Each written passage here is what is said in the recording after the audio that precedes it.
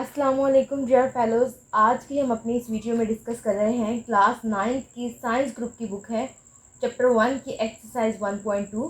Question number 1 है find the following matrices, identify. नीचे दिए गए हमारे पास जो मैट्रिसेस हैं इसमें से हमने आइडेंटिफाई करना है। हमने ये बताना है unit matrices, row matrices, column matrices and null matrices. जो मुख्तलिफ मैट्रिसेस हमें दिए गए हैं उनमें से हमने बताना है कि कौन कौन से यूनिट मैट्रिसेस हैं, कौन से रो मैट्रिक्स हैं, कौन से कॉलम मैट्रिसेस हैं और कौन से नल मैट्रिसेस हैं। लास्ट वीडियो के अंदर हम टाइप ऑफ मैट्रिसेस को डिटेल से डिस्कस कर चुके हैं। एक छोटा सा ब्रीफ हम ले लेते हैं। यूनिट मैट्रिसेस हमारे पास ऐसे मैट्रिसेस होते हैं जिसमें हमारे पास जो डायगनल की एंट्रीज है वो 1 होती हैं और बाकी जो नॉन डायगनल एंट्रीज है वो 0 होती हैं। ये ऐसे मैट्रिसेस को कहते हैं हम यूनिट मैट्रिसेस। रो मैट्रिसेस ऐसे मैट्रिसेस होते हैं जिसमें हमारे पास सिंगल एक ही रो होती है, ठीक है, जस्ट एक ही रो होती है। कॉलम एक से ज़्यादा हो सकते हैं, इट डजेंट मैटर, लेकिन हमारे पास रो जो है वो एक ही होती है। ऐसे मैट्रिसेस को हम कहते हैं रो मैट्रिसेस। और इसी तरह कॉलम मैट्रिसेस ऐसे मैट्रिसेस होते हैं जिसमें हमारे पास सिंगल एक ही कॉलम होता है, ठीक है। इसमें हमारे पास रो जो है वो एक से ज़्यादा हो सकती हैं लेकिन कॉलम जो है वो हमारे पास एक ही होता है, लाइक C1, ठीक है, एक ही कॉलम है। तो ऐसे मैट्रिसेस को हम कहते हैं कॉलम मैट्रिसेस। और नल मैट्रिसेस इट्स वेरी सिंपल, ऐसे मैट्रिसेस को कहते हैं जिसमें हमारे पास जो है वो तमाम एंट्रीज जो है वो 0 होती हैं। ऐसे मैट्रिसेस को हम कहते हैं नल मैट्रिसेस। अब क्वेश्चन नंबर 1 में हमारे पास जो ए पार्ट है उसमें हमें कहता है कि एक मैट्रिक्स ए है जिसमें हमारे पास एंट्रीज जो हैं 4 एंट्रीज हैं और 4 की 4 एंट्रीज जो हैं वो 0 हैं। तो ऐसे मैट्रिसेस को हम कहते हैं कि ये नल मैट्रिक्स है। बी मैट्रिक्स में मेरे पास जो है वो जस्ट एक सिंगल रो है, कि रो जस्ट एक ही है R1, लेकिन कॉलम जो है वो मेरे पास डिफरेंट है। तो हमारे पास रो मैट्रिक्स में जो है वो जस्ट रो मैटर करती है। एक अगर सिंगल रो है तो ये हमारे पास एक रो मैट्रिक्स है। इसी तरह सी पार्ट में हमारे पास जो है वो जस्ट एक ही कॉलम है, ठीक है, C1, तो ये हमारे पास क्या कहलाता है, कॉलम मैट्रिक्स।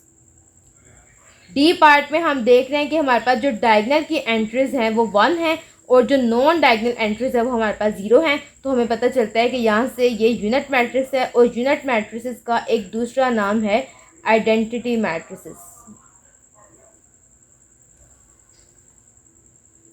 इसी तरह पार्ट ई के अंदर हमारे पास जो है वो एक ही सिंगल एंट्री है, ठीक है, जो कि 0 है। तो फर्स्ट ऑफ ऑल कि ये हमारे पास एक रो मैट्रिक्स है क्योंकि एक ही रो है। दूसरा हम इसे कॉलम मैट्रिक्स भी कह सकते हैं क्योंकि इसके अंदर एक ही सिंगल कॉलम है, एक ही सिंगल रो है, एक ही सिंगल कॉलम है। और दूसरा कि एक ही एंट्री मौजूद है और वो 0 है, तो हम इसे तीसरा जो है वो नल मैट्रिक्स भी कह सकते हैं।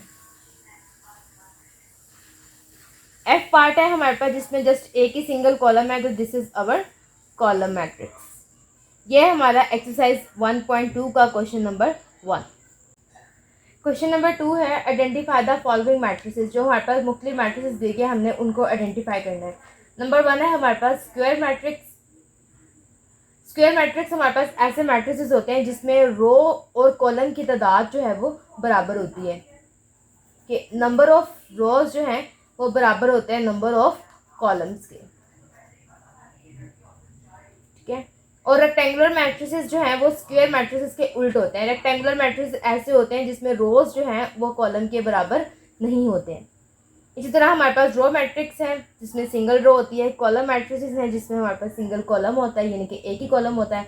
नल मैट्रिसेस हैं जिसकी तमाम एंट्रीज जो है वो हमारे पास 0 होती हैं। और आइडेंटिटी मैट्रिसेस है जिसमें हमारे पास डायगनल जो है वो 1 होता है और नॉन डायगनल 0 होता है। अब आते हैं अपने पार्ट 1 की तरफ, जिसमें हमारे पास पहला जो है उसकी एंट्रीज कुछ इस तरह से है, जिसमें हमारे पास 2 रोज हैं और 3 कॉलम हैं। तो रो जो है वो कॉलम की तादाद के बराबर नहीं है, तो यहाँ से हमें क्या पता चलता है कि ये हमारे पास एक रेक्टेंगुलर मैट्रिक्स है। बी पार्ट के अंदर हमारे पास जो है वो एक सिंगल कॉलम है, तो ये हमारे पास क्या है, ये एक कॉलम मैट्रिक्स है। और दूसरा इसमें 3 रोज हैं और एक सिंगल कॉलम है। तो अगेन रो जो है वो कॉलम के बराबर नहीं है, तो दूसरा हम इसे कह सकते हैं कि ये एक रेक्टेंगुलर मैट्रिक्स भी है। थर्ड पार्ट के अंदर हमारे पास 2 ही रोज हैं और 2 ही कॉलम्स हैं, यानी कि जो रो हैं वो कॉलम के बराबर हैं, ठीक है। तो हम कह सकते हैं कि हमारे पास ये एक स्क्वायर मैट्रिक्स है।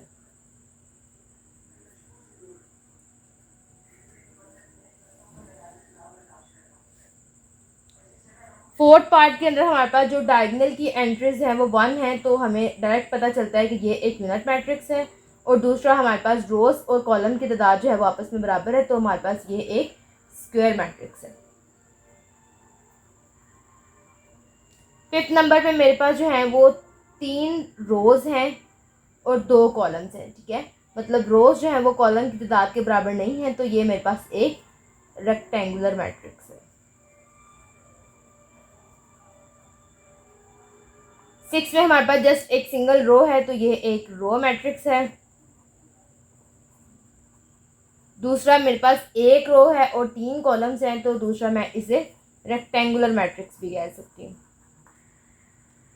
सेवन पार्ट में मेरे पास जस्ट एक सिंगल कॉलम है, तो मेरे पास ये एक कॉलम मैट्रिक्स कहला सकता है।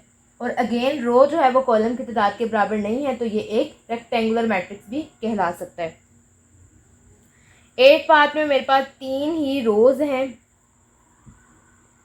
और 3 ही कॉलम्स हैं, तो ये एक स्क्वायर मैट्रिक्स है। लास्ट और 9th पार्ट में हमारे पास जितनी भी एंट्रीज हैं तमाम की तमाम 0 हैं, तो फर्स्ट ये एक नल मैट्रिक्स है। और दूसरा जो है मेरे पास 3 रोज हैं और 2 कॉलम्स हैं, मतलब रो और कॉलम बराबर नहीं हैं, तो मेरे पास ये एक रेक्टेंगुलर मैट्रिक्स भी है।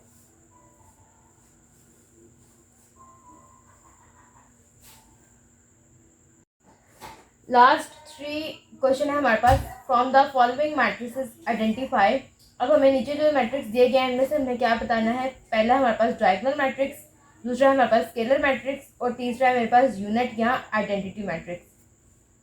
एक मैट्रिक्स मेरे पास इस तरह होता है लाइक ABCD, ठीक है। ये मैट्रिक्स मैंने लिखा है लेटर्स में, ठीक है, अल्फ़ाबेट्स में। अब मैट्रिक्स के अंदर जो ये वाली हमारे पास एंट्रीज होती हैं, ठीक है, जो इस तरह से प्लेस्ड होती हैं, इन्हें कहते हैं हम डायगोनल एंट्रीज, ठीक है, इन्हें हम डायगोनल एंट्रीज कहते हैं। और इन एंट्रीज के अलावा जितनी भी बाकी तमाम एंट्रीज बचती हैं वो हमारे पास नॉन डायगोनल एंट्रीज कहलाती हैं।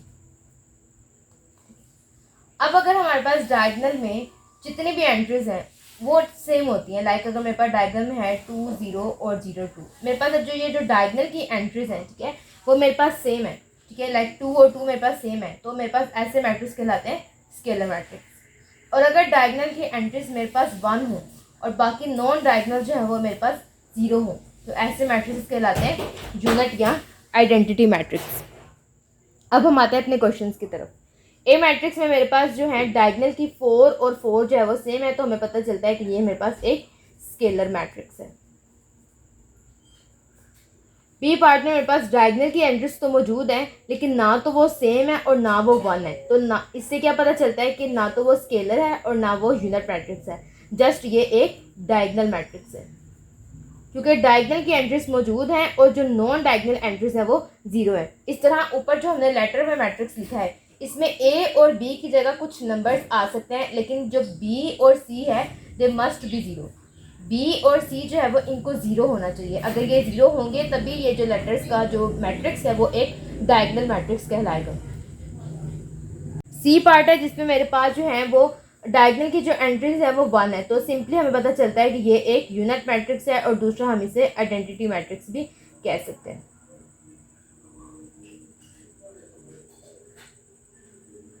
फोर्थ पार्ट में मेरे पास डायगोनल में एंट्रीज तो मौजूद है लेकिन मेरे पास ये जो है ना तो वो दोनों सेम है और ना 1 है, ठीक है। इससे हमें क्या पता चलता है कि ये स्केलर भी नहीं है और आइडेंटिटी भी नहीं है। लेकिन दूसरी तरफ अगर हम देखें तो डायगोनल में एंट्रीज मौजूद तो हैं, 0 भी एक नंबर है और 3 भी एक नंबर है, ठीक है। तो यहाँ से हमें पता चलता है कि जस्ट ये एक सिंपल डायगोनल मैट्रिक्स है।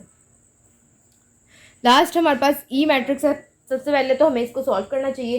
तो ई इक्वल 5 - 3 2 0 0 एंड 1 + 1 2।